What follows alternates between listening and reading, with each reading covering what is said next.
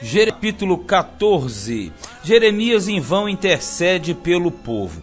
Aqui na verdade nós teremos dois blocos, o capítulo 14 e também boa parte do capítulo 15, ou melhor, até o capítulo 15.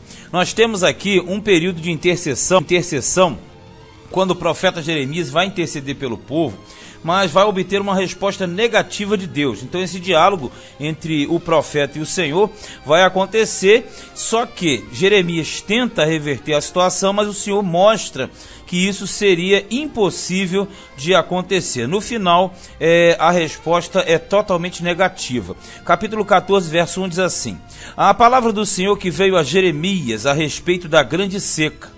Anda chorando Judá, e as suas portas estão enfraquecidas. Andam de luto até o chão, e clamam, e o clamor de Jerusalém vai subindo, quer dizer, para Deus. E os seus mais ilustres mandam os seus pequenos buscar água. Vêm às cavas e não acham água, quer dizer, ao local dos poços e não tem água. Ou seja, o ilustre, que é o nobre, quer buscar a água e manda os servos que façam esse serviço. Só que chegando lá não tem água. Isso aqui fala de uma grande seca que estava acometendo o reino de Judá, e nós sabemos que a seca, a falta d'água, era também uma das maldições da lei, que envolvia a punição por falta de reverência ao Senhor, por causa de idolatria, feitiçaria e etc, né?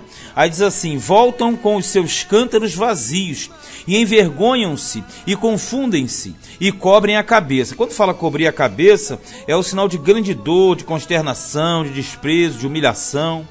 Por causa da terra que se fendeu, pois que não há chuva sobre a terra, os lavradores se envergonham e cobrem a cabeça, porque até as servas no campo parem e abandonam seus filhos, porquanto não há erva. Quando fala das servas, no caso o animal, a serva é a feminina do servo, no caso, e aqui diz que elas davam à luz, pariam seus filhotes e depois os abandonavam. Por quê? Porque justamente não havia comida.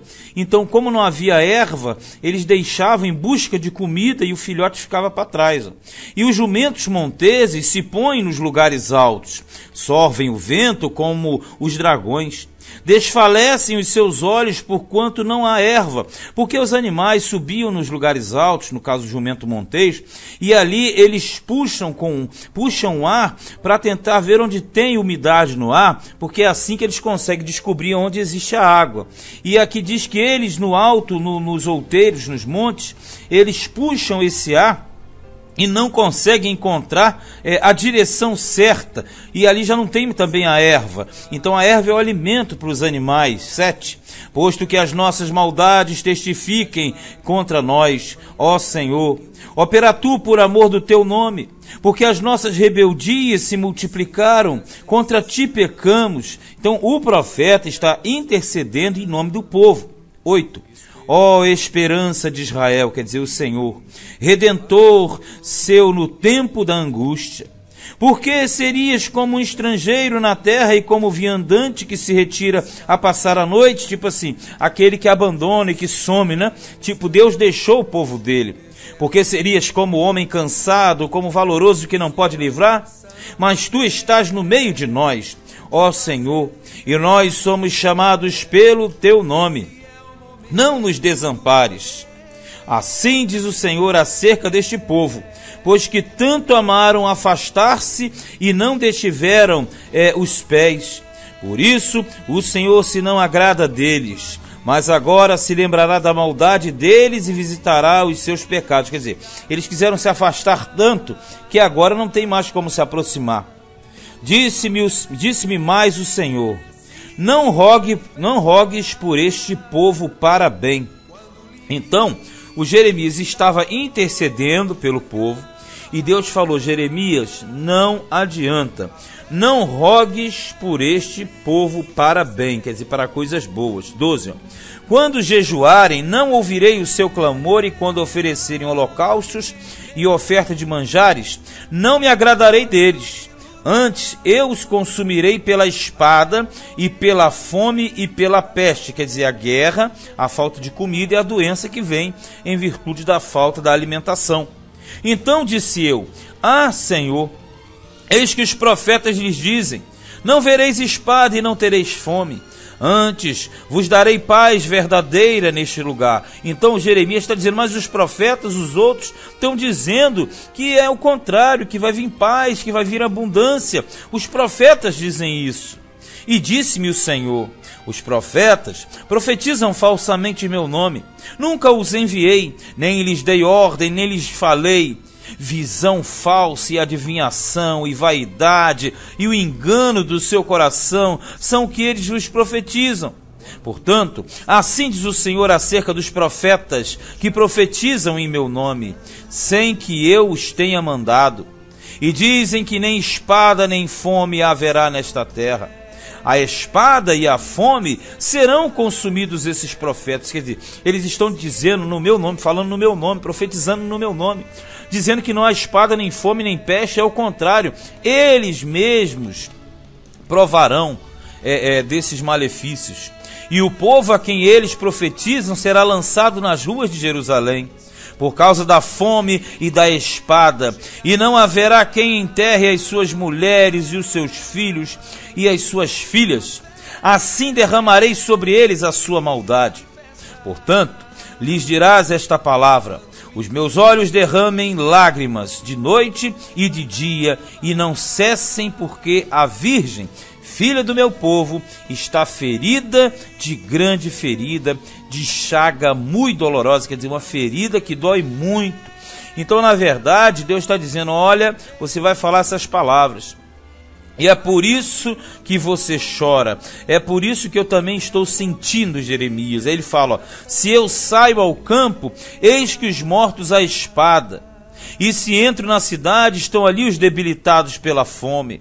E até os profetas e os sacerdotes correram em redor da terra e não sabem nada. Veja bem o que acontece aqui. A visão que ele tem é uma visão de pessoas debilitadas. No caso, a fome, no caso, a morte, já é a visão que ele está tendo do futuro próximo que aconteceria. E ele fala que os profetas e os sacerdotes correram em redor da terra e não sabem nada. Por quê? O sacerdote e o profeta, eles eram rivais, na verdade, porque os profetas sempre vinham para ser uma pedra no sapato do sacerdote. Então, quando eles andavam em comunhão, é sinal de que eles tinham largado os seus ofícios. 19. De todo rejeitaste tu a Judá, ou aborrece a tua alma a Sião? Porque nos feriste e não há cura para nós? Aguardamos a paz e não aparece o bem, e o tempo da cura, e eis aqui turbação. Aí Jeremias, diante disso, começa a interceder mais uma vez, percebe? Deus falou para ele não rogar no 11, mas a dor, a intensidade da revelação faz com que ele interceda. 20, ó. Ah, Senhor, conhecemos a nossa impiedade e a maldade de nossos pais, porque pecamos contra ti. Não nos rejeites por amor do teu nome, não abatas o trono da tua glória, lembra-te e não anules o teu concerto conosco. Lembrando, hein? Deus não estava anulando o concerto, ele estava só disciplinando o povo. Aí ele fala, não rejeiteis por amor do teu nome. Ele está dizendo o seguinte, por ti, como Moisés fazia, lembra?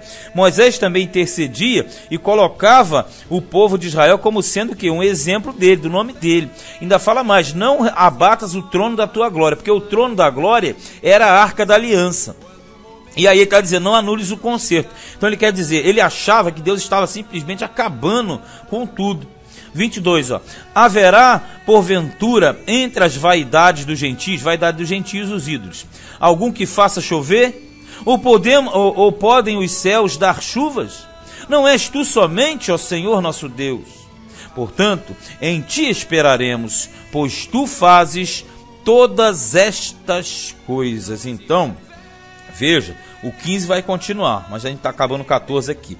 Veja que a colocação é muito clara. Jeremias intercede pelo povo, o Senhor diz não. Jeremias voltou a interceder e no capítulo seguinte ele vai dizer mais uma vez não. A questão é, Jeremias ele tinha que levar um decreto. Jeremias não foi levantado para uma intercessão. E isso você verifica ao longo de todo o livro. Este foi Profeta Jeremias, capítulo 14.